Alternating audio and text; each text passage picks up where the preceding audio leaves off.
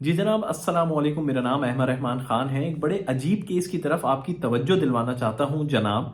अगर आपसे मुझसे पुलिस एहलकार, जो कि एक सड़क पे खड़ा हुआ एक पुलिस एहलकार है, उसकी शान में ये गुस्ताखी हो जाए कि हम उनसे उनका नाम पूछ लें, उनका ओहदा पूछ लें या ये पूछ लें वो कहाँ तैनात हैं, तो ये गुस्ताखी हो जाती है उनकी शान में। और वो बड़े फ़ख्र से जो है वो हमें सड़क के किनारे जो है वो ऐसे रोकते हैं, हाँ गाड़ी साइड में लगा, इस तरह कोई तमीज़ से नहीं।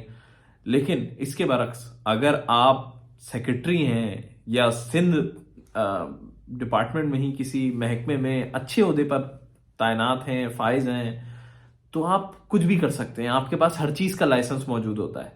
ये बात मैं ऐसे ही नहीं कह रहा जनाब। एक 19 दिसंबर को अफसोसनाक वाकया पेश आया, और वो अफसोसनाक वाकया ये है कि जनाब साहिल थाने के एक हेड कांस्टेबल मुख्तियार अहमद अपनी, सिर्फ अकेले नहीं पूरी मोबाइल के साथ ड्यूटी पर मौजूद थे। खैबान इकबाल, खैबान बाबर के करीब वो एक स्याह रंग की गाड़ी को देखते हैं जो कि किनारे पे खड़ी होती है, बिल्कुल अलग थलग सबसे, डिफेंस फेज 8 में। तो वो ये पुलिस मोबाइल लेके वहां जाते हैं। मुख्तियार अहमद जो कि हेड कांस्टेबल हैं उतर के जाते हैं, गाड़ी का शीशा नॉक करते हैं, शीशा नीचे किया जाता है। काले रंग की वो करोला गाड़ी है जिसपे जीएस नंबर प्लेट लगी हुई है, यानी कि सरकारी नंबर प्लेट लगी हुई है। 7137 उसका नंबर है। ये वहां पर जाते हैं, गाड़ी का शीशा नॉक करते हैं, शीशा नीचे होता है। आगे से एक बंदा अपना नाम जो है वो साकिब वसीम बताता है, और फिर वो ये कहता है कि तुम्हारी हिम्मत कैसे हुई मेरी गाड़ी को टच करने की, और कैसे जो है वो मुझसे पूछा कि मैं कहाँ हूं और क्या कर रहा हूं। वो एक खातून के साथ उस गाड़ी में मौजूद होते हैं, और वो बताते हैं कि जी मेरे वालिद साहब जो हैं वो सेक्रेटरी रेवेन्यू है, सेक्रेटरी रेवेन्यू सिंध है, और तुम्हारी औकात ही नहीं है कि तुम मेरी गाड़ी की चेकिंग ले कर सको। और ये कहने के बाद वो गाड़ी स्टार्ट करते हैं और वहां से गाड़ी लेके चले जाते हैं। ये पुलिस एहलकार मुख्तियार अहमद और इनके साथ जो मोबाइल में और दीगर स्टाफ मौजूद होता है वो बेबस होकर वहीं खड़े रह जाते हैं। इसकी जगह अगर कोई और आम शहरी होता जो कि मोटरसाइकिल पे होता तो उसका तो कबाड़ा हो जाता बेचारे का।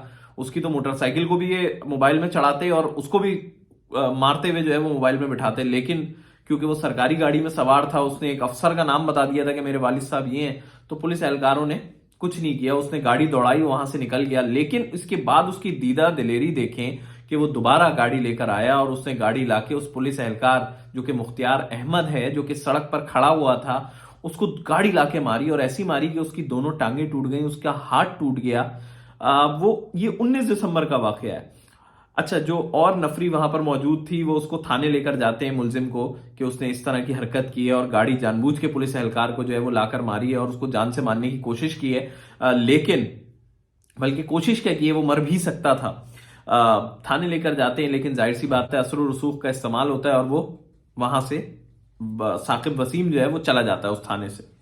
अच्छा, ये पुलिस एहलकार जो हैं ये इलाज कराना शुरू करते हैं अपना। कोई मुकदमा वाकई का दर्ज नहीं होता, ये सिलसिला जी चलता रहता है। 19 दिसंबर के बाद इसका मुकदमा दर्ज हो रहा है जी 2 जनवरी को, और वो भी 2 जनवरी को तब जब ये एहलकार एक वीडियो बना के अपनी जारी करता है सोशल मीडिया पे, और वो आईजी से सिंध के पास जो है वो वीडियो चली जाती है। उस पर जो है वो आईजी सिंध को होश आता है और फिर वो कहते हैं कि नहीं, इस पे मुकदमा दर्ज होना चाहिए। अब मुकदमा तो दर्ज हो चुका है, लेकिन उस पर कोई गिरफ्तारी नहीं की जा रही है। गिरफ्तारी तो छोड़ें, छापे भी बड़े दिखावे के मारे जा रहे हैं। हमें तो पता है जी, पुलिस अफसरान या पुलिस जराए हमें इस बात की तस्दीक करते हैं कि सिर्फ खानापूरी की जा रही है कि जी हाँ रेड की गई थी, पूछगछ की गई कि कहाँ है वो, कहाँ है। अभी तक पुलिस वो सरकारी गाड़ी भी बरामद नहीं कर सकी। अभी तक पुलिस उस लड़के का भी पता नहीं लगा सकी, साकिब वसीम, जो कि खातून के साथ उस गाड़ी में मौजूद था और उसने पुलिस एहलकार को इस तरह टक्कर मारी, तो उसको भी पकड़ नहीं सकी है। पहले तो मैं आपको गुफ्तगू सुनवाता हूं जो हमने मुख्तियार अहमद से की है, वो गुफ्तगू आप सुने।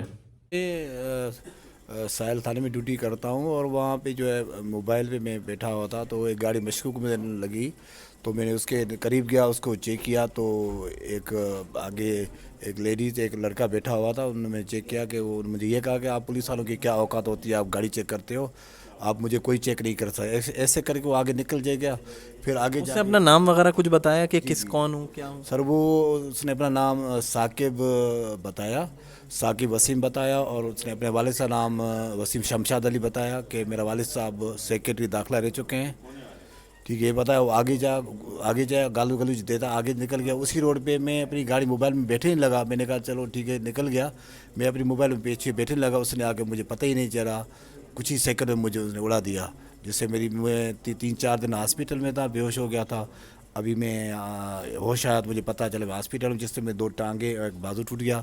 लेकिन अल्हम्दुलिल्लाह आईजी साहब का बेहद मैं मशकूर हूँ, उनका शुक्रगुजार हूँ कि एक ऑनेस्ट ऑफिसर है और उन्हें इस बात का नोटिस लिया और उन जो बंदे थे उन पे जो है अभी एफआईआर भी हो गई है। इंशाल्लाह ताला आईजी साहब की मेहनत से इंशाल्लाह ताला वो अरेस्ट भी होंगे। मुख्तियार अहमद की बेबसी वाज़ेह थी जो उसने पहली वीडियो में जारी की थी, लेकिन जब हम उसके पास पहुंचे तब तक आईजी सिंध का पैगाम उसको आ चुका था। आईजी सिंध ने वाकये पे नोटिस ले लिया था, मुकदमा दर्ज हो गया था। एसपी क्लिफ्टन उजैर अहमद उससे मुलाकात करके आ चुके थे, उसे फूल दे चुके थे। तो उसका गुस्सा थोड़ा ठंडा था, लेकिन ये जरूर था, वो कह रहा था कि मेरे केस में कम से कम गिरफ्तारी होनी चाहिए, उस शख्स को गिरफ्तार होना चाहिए। अच्छा, पुलिस अफसरान से हमारी इस पे बड़ी बात हुई। हमने कहा यार 15 दिन हो गए, आपने अपने इस एहलकार पे, हेड कांस्टेबल का मुकदमा क्यों नहीं दर्ज किया कि वो जख्मी हो गया? तो उनका ये कहना है कि जी देखिए, ये दोनों पार्टियों में नेगोशिएशन जारी थी, यानी कि इस पुलिस एहलकार के दरमियान और जिन्होंने एक्सीडेंट किया उनके दरमियान नेगोशिएशन चल रही थी कि हम इलाज करा देते हैं, इसको खर्चा देते थे। इसकी वजह से पहले ये खुद एफआईआर दर्ज नहीं कराना चाह रहा था, लेकिन बाद में जब वो खर्चे उठाने से पीछे हट गए तो इस पुलिस एहलकार की जानिब से ये वीडियो बनाई गई और फिर मुकदमा दर्ज करने का कहा गया।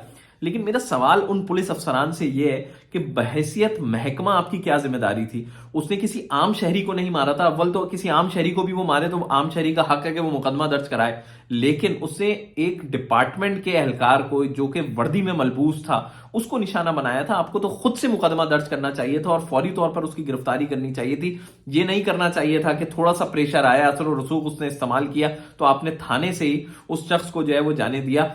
पहली वीडियो में वाजे तौर पर मुख्तियार अहमद जो कि एहलकार जख्मी हुआ है, उसने वाजे तौर पर यह बात बोली कि जी जिसने एक्सीडेंट किया उसको पुलिस एहलकार थाने लाए थे, लेकिन आईजी सिंध की मदाखलत पर और आईजी सिंध के किसी बंदे के कहने पर जो है वो फिर इन लोगों को रिहा कर दिया गया। तो भाई महकमे का ख्याल करें। जहां पर हम ये देखते हैं कि कोई आम शहरी से कोई गलती सरजद हो जाए तो आप उसके घर पे जब रेड करते हैं तो अगर वो खुद नहीं मिलता तो उसके भाई, बाप, बच्चे, बहने, माँ, सबको ले आते हैं थाने कि भाई इन सबको लेके चलो, वो खुद आएगा गिरफ्तारी देने। लेकिन इस केस में तो आपने ऐसा कुछ नहीं किया। तो ये दोहरा मयार अपनाया जाता है। पुलिस जब ये देखती है कि सामने जो है वो खुद कोई बड़ा अफसर है तो फिर कार्रवाई भी वैसी ही की जाती है बस बराए नाम। तो अपने केस पे तो कम से कम तवज्जो दें। एक ऐसे एहलकार पे जो कि खुद जो है वो इस वक्त मदद चाहता है अपने महकमे की, तो उसकी तो मदद करनी चाहिए पुलिस अफसरान को और कम से कम इस केस में गिरफ्तारी करनी चाहिए। अल्लाह हाफिज।